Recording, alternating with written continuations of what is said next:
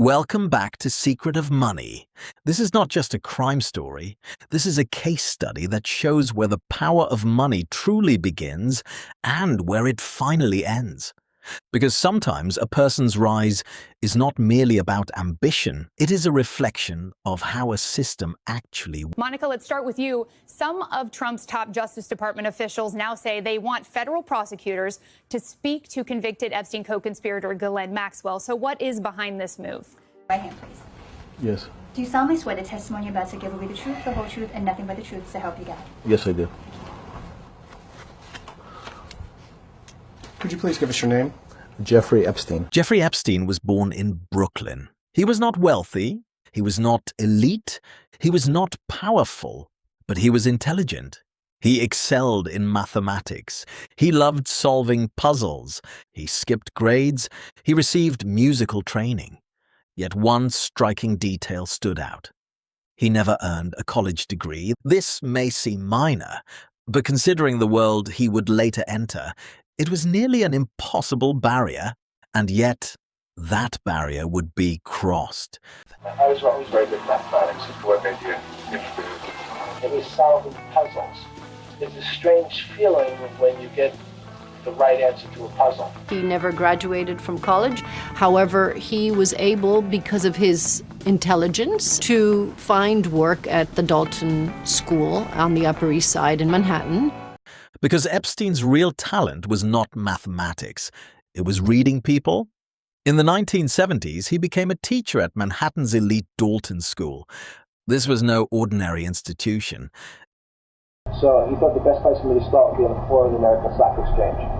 And then later move up to the trading desk and learn all different areas of the firm, including the margin department. He was amazing. It was a place where the children of America's wealthiest families were educated. Dalton is a private school on the Upper East Side that's historically been associated with the tippity top of the 1%. Jeffrey Epstein was my math teacher for the 2 years he was at Dalton. He had this thick Brooklyn accent. He was so personable and so charismatic. And he found what I think was a brilliant way to meet rich people, which is through their children. Epstein discovered something critical. The fastest way to reach the rich was through their children. He quickly formed powerful connections. Here's a guy who was smart, charming, cunning. He knew how to read people and get what he needed from them. In 1980, Epstein even appears in Cosmo magazine as a Bachelor of the Month. And he's described as a financial strategist who talks only to people who make over $1 million a year. Those connections opened the door to Wall Street. He had no diploma, but he had access. And in that world, access was worth more than any credential. By the 1980s, Epstein was inside the financial world. He claimed to advise ultra-wealthy clients. Yet the true source of his wealth... I just want to say, one thing that's very clear, when people say, please share names, there are names that are very well known, like that of Les Wexner, who everyone knows supplied an enormous amount of Epstein's, financial wealth and allowed this operation to happen. So it's, I think, confusing to many of us why there have not been more ramifications for him. Public records revealed one key fact. Much of his fortune was tied to a single name, Leslie Wexner. That relationship granted Epstein extraordinary power. This boat captain, Guy Dom, ferried Epstein to and from the island. There was a time I took Jeffrey Epstein's party of 4 out here to the island, and it's basically a woman about his age and a couple of girls that looked like they were 13, 14, maybe 15 years old, sisters. And I dropped them off, didn't think anything of it. Private jets, mansions, unlimited access, but it also left unanswered questions. The origin of his wealth remained obscure. His client list stayed mysterious. And that's where he has his complex where he lives, which is his official residence as well. And that these young girls and women were subject to sexual assault, sexual exploitation, through coercion, false imprisonment. And the scale of his fortune defied simple explanation. At this point, Epstein was no longer merely rich. He appeared untouchable. In 1998, Epstein purchased a private island in the Caribbean, Little St. James. At first, it seemed like nothing more than a luxury property. The island is now owned by a billionaire investor who bought it 2 years ago for $60 million. He reportedly plans to turn it into a luxury 25-room resort, which explains the presence of all those workers. A temple that Epstein built at the top of the island has been boarded up and painted over. But over time, survivor accounts revealed a very different reality.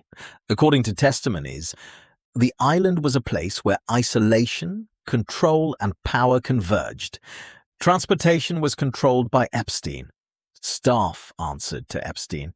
Will you agree that you exchanged money for sexual gratification with at least 50 girls at your Palm Beach mansion? At the present time, my attorneys have counseled me that cannot provide answers to any questions relevant to this lawsuit. Included some of the most powerful people in the world, and allegations claimed this environment enabled systematic abuse. Over time, the island became known by a single reputation, the center of a hidden empire of exploitation. The girls that were involved in this, they really could not have been more separated and different from the world of Palm Beach. They're living in trailer park homes. Some of them had probably never even been to the island.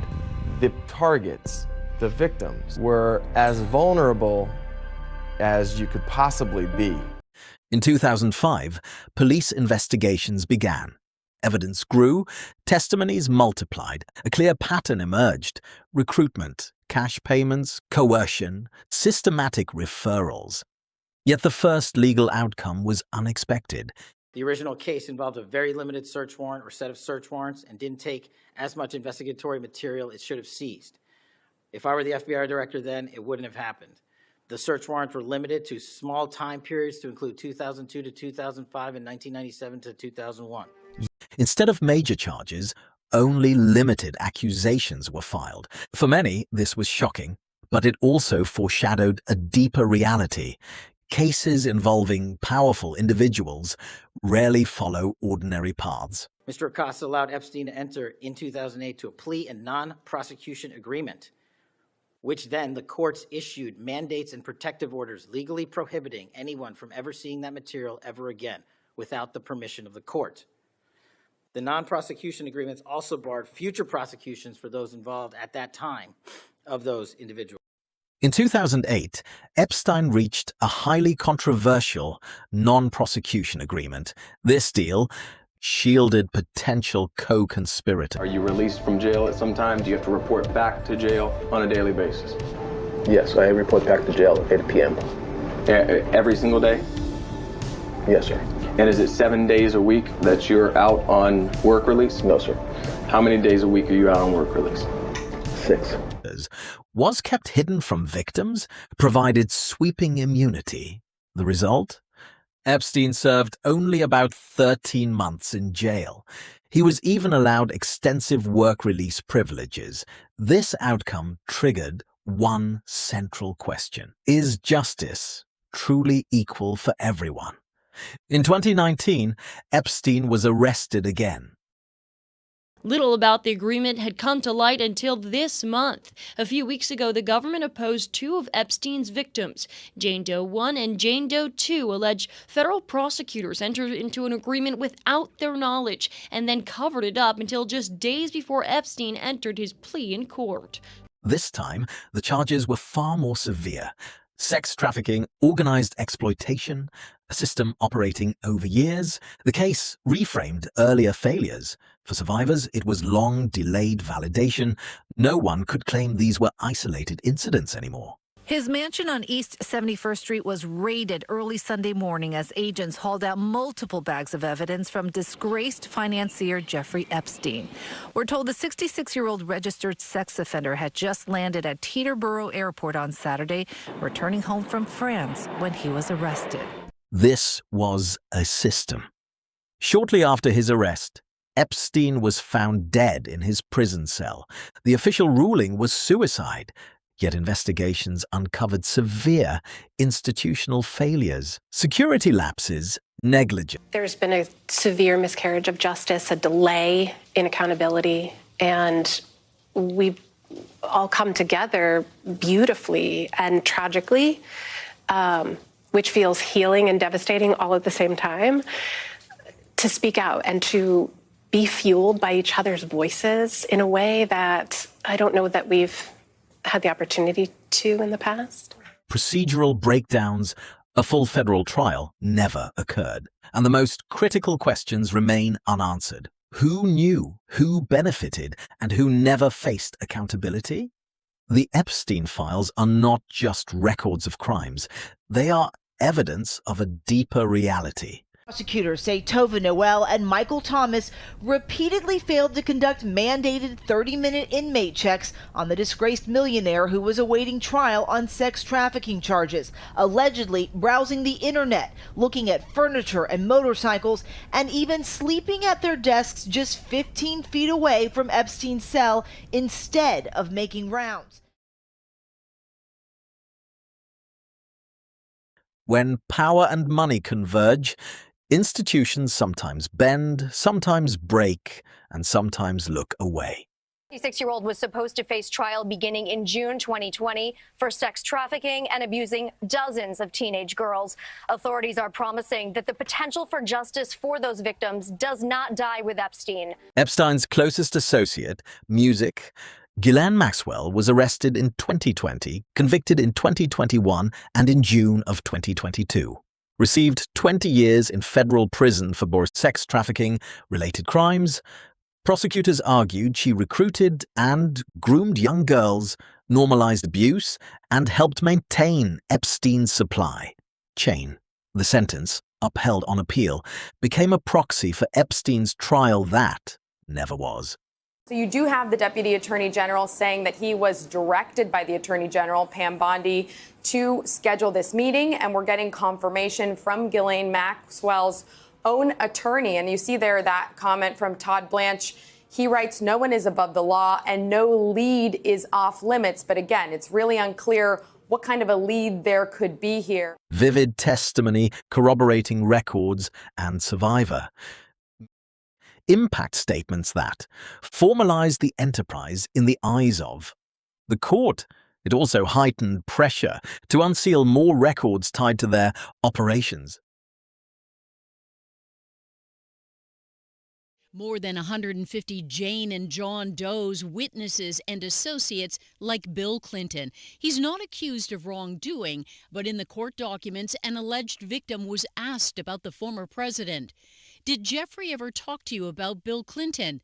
He said one time that Clinton likes them young, referring to girls. Parallel reporting collated thousands of pages, giving the public its first coherent view beyond rumor. Even so, significant materials, grand jury records. Prince Andrew is also named in the unsealed documents. Epstein instructed Jane Doe No. 3 that she was to give the prince whatever he demanded. This has been a better kept secret than nuclear launch codes. In July of 2025, the DOJ and FBI released a memo summarized in their comprehensive review. No credible. Evidence of a client list? No. Corroborated blackmail program? No basis to revisit the official. Determination of Epstein's manner of death. The judge said that in this case, he did not find compelling reason to make this information public. And in fact, he found compelling reasons against doing so, principally potential injuries to some of the victims in this case. Coverage emphasized that only a partial batch of records had been disclosed and that key categories remain sealed, sustaining bipartisan pressure for me. Transparency in Congress and beyond. The judge also noted that, again, this was not an investigative grand jury. This was a one day of testimony from a single FBI agent summing up what they found in that investigation and presenting it to a grand jury for indictment. So a lot of the questions people thought might be answered in these transcripts probably aren't answered. But in any event, we're not going to see them, at least for now, because this judge is blocking the Justice Department's attempts to get them released. His death, or with Ghislaine Maxwell's, sentencing. Each new document released, from depositions to DOJ memos, adds more fuel to the debate over who knew what and how much justice remains, hidden behind redactions. The Epstein files are more than records. You've seen most of the files. Who, if anyone, did Epstein traffic these young women to besides himself? Himself. There is no credible information. None. If there were, I would bring the case yesterday that he trafficked to other individuals. And the information we have, again, is limited. So the answer is no one? This story is not about the rise of a single man. It is an anatomy of how money and power truly operate. Which part of Jeffrey Epstein's story shocked you the most? Do you think all the hidden truths in these files have really been fully revealed to the public? We had our doubts. We will continue to share real-time updates about the Epstein case with our valued followers. Don't forget to like Secret of Money and subscribe. Because you already know, history speaks. Those who listen, win.